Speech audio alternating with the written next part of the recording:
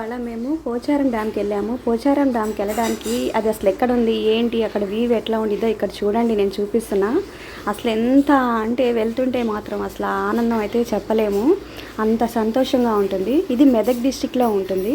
అక్కడి నుంచి మనకి వెళ్ళే రూట్ అంతా కూడా చూడండి, మొత్తం చుట్టుపక్కల అటు ఇటు పచ్చని పొలాలు, ప్రశాంతంగా చాలా చల్లగా వెళ్ళాము. వెళ్ళినమ్మటే ఇక్కడ డ్యామ్ కూడా ఉంది. అక్కడ ఈ డ్యామ్ దగ్గరికి మనం వెళ్ళొచ్చు. అక్కడికి వెళ్ళి ఇదిగో ఇదంతా ప్రజెంట్ నేను ఇప్పుడు రీసెంట్గా అంటే ఇప్పుడు వెళ్ళిన వీడియో ఇది.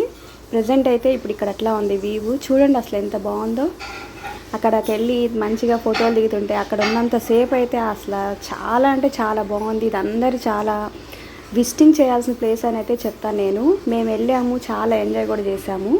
చూడండి మీరు ఒకసారి, ఒకవేళ వెళ్ళే ఆలోచన కనుక ఉంది అంటే ఇది ఒక మంచి ప్లేస్ అని చెప్పుకోవచ్చు, విజిటింగ్ ప్లేస్ మన హైదరాబాద్కి దగ్గరలో.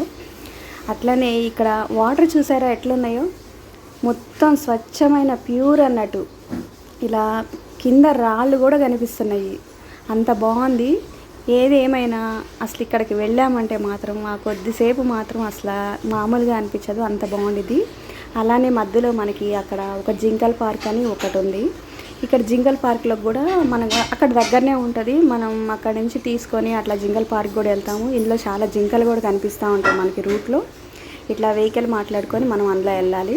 చూడండి ఇక్కడ ఒక జింక కూడా నేను షూట్ చేశాను, కనిపిస్తుందా చూడండి, అగోండి అక్కడ ఉంది చూసారా పరిగెత్తింది, అది అలా ఉంటుంది జింకల పార్కు. మొత్తం అవన్నీ అసలు మనకి ఒక తిరుపతిలో అట్లా చూసినట్టయితే ఉంటుంది ఈ ఫీలు.